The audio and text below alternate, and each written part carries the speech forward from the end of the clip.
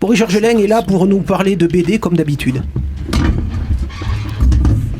Oui, j'allais dire bonsoir, mais en fait, c'est pas bonsoir. Et oui, non, c'est bonne sieste, ouais. Non, mais je suis d'abord content d'apporter mon soutien à Campus FM. Oui, c'est vrai. Sans ironie aucune, puisque c'est dans cette auguste maison que j'ai eu l'occasion de faire mes premiers pas radiophoniques. Sous votre tutelle, houlette, je ne sais pas comment on dit. Oui. Et donc pour l'anecdote, parce que je vais me fendre un petit souvenir, à l'époque je travaillais dans l'immobilier avec une bande de personnages peu recommandables, dont certains ont fait de la prison depuis. Vous êtes parti juste à temps. Non, disons qu'à la faveur d'une petite dispute interne, je me suis retrouvé au prud'homme et je me suis dit c'est peut-être l'occasion de faire le point sur ce que tu as vraiment envie de faire. Et à cette occasion, je me suis dit Radio Campus parce que comme beaucoup de monde j'écoutais, j'aimais la programmation, j'aimais l'esprit qui y régnait. J'ai saisi mon téléphone à l'époque, fait un fixe, et j'ai appelé et on m'a dit alors vers qui on pourrait vous envoyer là, parce que je voulais faire des chroniques en parlant de BD, parce que c'est ce qui m'intéressait à l'époque, qui m'intéresse toujours. Il m'a dit appelez Jean-Philippe Joe, pardon. Ben oui, vous croyez où là? On n'est pas au bar d'à côté. Excusez-moi, pardon, je suis confus. Un certain Joe. D'accord, et Joe, j'essayais de me souvenir vaguement. Donc une émission qui avait lieu, qui s'appelait Caramel Mouche. J'ai dit c'est ce mec de 17 ans qui a une culture livresque en matière de chansons et de musique, qui a une voix de puceau, quoi, on va pas se mentir, un peu à l'instar de ce qu'a raconte Riyad Satouf. Salut, c'est Joe Kangourou. J'ai dit, le gars, incroyable, comment avoir 17 ans et connaître autant de choses sur la musique et la chanson française.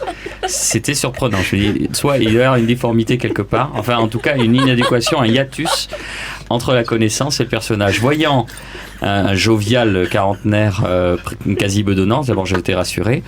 Ce qui m'a surpris davantage, puisqu'on associe peut-être aussi le monde de la chanson à un certain type vestimentaire ou un lifestyle, un style de vie, ne portait que des vêtements de surf. Voilà, je vous en livre un petit peu sur... Mais on m'avait bien orienté, j'avais été bien accueilli, et j'ai trouvé là peut-être pas une deuxième famille, parce que j'ai la mienne qui me va bien, merci. Mais en tout cas, voilà, quelque chose qui fait chaud au cœur. Je suis arrivé à peu près en même temps que Pierrick Rouquette, et la première chronique que j'ai faite, c'était bien. Vous aviez un autre chroniqueur, un petit jeune, il m'a regardé, il m'a emprunté ma BD, je l'ai jamais revu et on l'a jamais revu. Et il ne vous a jamais ramené la BD. Non, et voilà, c'est ça. D'ailleurs, on peut faire un appel, on ne sait jamais, il peut peut-être nous écouter. Rends-moi piano de Johannes Farr. Merci. Ou accordéon peut-être. Accordons au violon. Ce serait dommage que la radio disparaisse à cause de Margoulin, qui ont fait un DECF, un diplôme d'études comptables et financières, et ensuite un DESCF. Non, soyons précis un petit peu. Oui. Quand on prendra le dernier comptable avec les tripes du dernier assureur, sur un bûcher, on commencera à faire le ménage. Non, j'accuse personne évidemment, mais bon, cette vieille et grande maison qui a su avoir quand même ces galons ne mérite pas de décéder comme ça. Ouais, surtout qu'on le dira tout à l'heure, mais ça fait à peu près une petite trentaine d'années que Campus est calé sur la bande FM à des fréquences différentes, mais ça fait bien une trentaine d'années qu'on est sur les ondes d'ici à Toulouse. Non, puis c'est rien à envoyer. Non, mais faites un effort, PayPal, oui, j'ai entendu parler de ça aussi. Et puis bon, c'est quoi 3 x 8, 24 000 euros. C'est une semaine ou 3 jours pour un footballeur quelconque de Ligue 1. Donc remettons les choses en perspective. Et j'aime beaucoup la Ligue 1, c'est pas le problème. C'est la moitié du voyage que notre président Sarkozy a fait payer par le contribuable moyen pour rapatrier son fils Pierre, le DJ de la famille. Il avait un problème. Vous savez, en Ukraine, il avait un problème gastrique, donc il a fallu le rapatrier vite fait. Ça fait cher le fécalum d'Odessa à Paris. C'est un avion de l'armée française qui est allé le chercher. Résultat du course, 30 000 euros pour le contribuable, puisque M. Sarkozy n'a payé que 7 000 euros. Il avait son formulaire E111. Voilà, c'est ça. Effectivement, mais ça n'est pas remboursé par la sécurité sociale. Vous avez toujours, quand vous parlez, le point levé du côté du cœur. Je sais pas, c'est pas pratique. C'est vrai, c'est pas pratique. Pierrick Rouquette, qui, en même temps que membre des Malpolis, trio redevenu duo il y a à peu près un an et demi, un duo assez emblématique de Toulouse. Pierrick Rouquette fait également partie de l'équipe de Caramel Mou, donc membre de l'association Radio Campus depuis une bonne dizaine d'années, si je ne m'abuse. Pierrick, bonjour. Bonjour. Et donc, Pierrick, vous avez absolument tenu à nous raconter ce que Campus peut vous évoquer. Je vous laisse. Un peu, oui, je vous ai quand même un peu forcé, mais ça, vous n'étiez pas obligé de le dire. On va croire que vous m'êtes assujetti, ce qui n'est absolument pas le cas. Pas facile à dire. Ouais. Et je m'y lancerai pas une deuxième fois. Comme l'a écrit un jour Jean-Paul Sartre, la radio n'a jamais été aussi libre que sous l'occupation.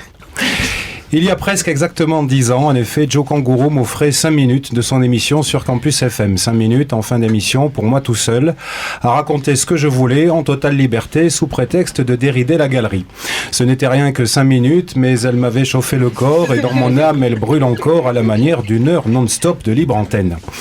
Pendant que sur les stations nationales, les humoristes à succès essuyaient régulièrement de sévères déconvenues, comme d'être attaqués en justice par un homme politique ayant peu goûté d'avoir fait les frais de leur ironie, ou purement et simplement licenciés au motif d'avoir déplu à leur direction, moi, j'usais et abusais de la vraie liberté que confère le pouvoir de prendre la parole sur une radio que personne n'écoute.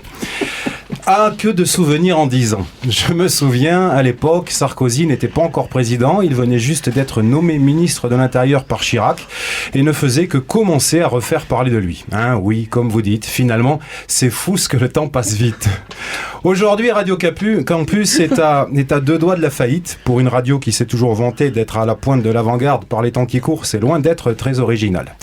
Faut-il encore rappeler comment la station en est arrivée là ? L'an dernier, le nouveau président, fraîchement élu au conseil d'administration, annonce que les comptes de l'association ont été truqués, notamment grâce à l'aide d'astucieux montages financiers réalisés par la firme américaine Goldman Sachs, et doit donc révéler la tragique réalité d'un déficit colossal. À cette annonce, le cynique monde de la finance lance une dévastatrice vague de spéculation sur la dette de Campus FM. Dès lors, la situation n'aura de cesse de s'aggraver, et ce, malgré la rude politique d'austérité mise alors en œuvre par la nouvelle équipe. Rien n'y fait. Ni le gel drastique du budget apéritif, ni l'ouverture du temps d'antenne aux entreprises privées, ni le non-remplacement d'un bénévole sur 2 partant en retraite sur FMR ou Moonpaïs, ni même l'introduction dans la programmation musicale de la station des plus grands succès de David Guetta. Nous-mêmes, au sein de Caramel Mou, nous avons essayé de participer au sauvetage de la station avec un tel sens du sacrifice que certains d'entre nous donnèrent presque l'impression de se renier un peu.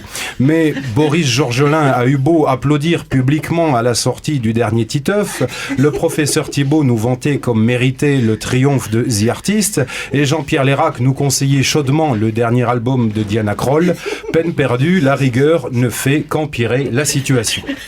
Heureusement, aux dernières nouvelles, toutes les institutions toulousaines se pressent à présent au chevet de Campus FM pour tâcher de trouver une solution. Mais le sort des radios associatives aujourd'hui, c'est un peu comme le sort des Grecs en Europe. On veut bien faire montre de les aider. La réalité, c'est surtout qu'en fait, on ne sait pas chez qui leur dire d'aller se faire voir. Oui, les Grecs étant déjà occupés, merci Pierrick. Il va vous jouer une chanson que vous n'aurez pas l'occasion d'écouter à Toulouse avant une bonne petite année.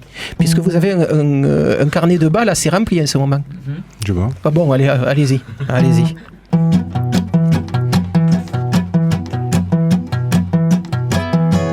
Jessica vient de rentrer chez elle après une journée de turbin, sort sa bouteille vide de Vittel de son sac à main. Comme prescrit par les magazines, elle boit chaque jour 2 litres d'eau, comme ça chaque jour elle élimine 2 litres d'eau. Chez elle c'est comme un petit T4 où il y aurait 3 pièces en moins, comme c'est humide et l'hiver le plâtre s'effrite moins. C'est mieux que ce qu'elle avait avant quand elle vivait qu'avec la CAF ou pareil, sauf qu'en plus maintenant il faut qu'elle taffe. Faut qu'elle se prépare à la rencard avec un mec qu'elle a croisé hier soir dans les allées d'un sport surgelé. C'est pourtant pas qu'il corresponde à son idéal masculin, mais il a ce truc, pas comme tout le monde, c'est qu'il va bien. Elle met son soutif rouge et vert sous sa chemise blanche, c'est pas discret, mais ça donne à ses nichons l'air d'être en 3D. Quand elle arrive au restaurant, il est assis seul à une table, elle est en retard et il attend son shish kebab. Quand il la voit, il lui dit « Ah » pour exprimer qu'il est ravi qu'elle soit venue et elle émue fait « Hi ». Elle lui dit qu'il aime... Non, c'est pas elle, c'est lui. Il lui dit qu'il aime le football, elle lui répond « Non, c'est pas vrai, moi aussi, ça alors c'est drôle, mais c'est pas vrai ». Après ça, ils ont plus des tonnes de trucs à se dire d'intéressant. Heureusement, leur téléphone sonne au même moment. Ensuite, ils se dévorent des yeux en se mettant de la sauce plein les doigts, jusqu'à ce qu'ils lui disent « Si tu veux, on va chez moi ». 1 heure après, il se bécote sur son divan plein d'auréoles. Il lui glisse qu'il a des capotes comme par coup de bol. Puis elle lui dit tout en baisant qu'avec lui, elles se sont comme si ils s'étaient déjà aimés dans une autre vie. Il lui répond que ça lui fait cette impression d'avoir aussi déjà vécu ça, mais que lui c'est dans la même vie.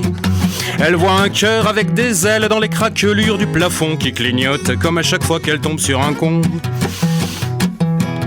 La morale de cette histoire, elle est simple, elle coule de source. Les filles, n'allez jamais chez Sport faire vos courses.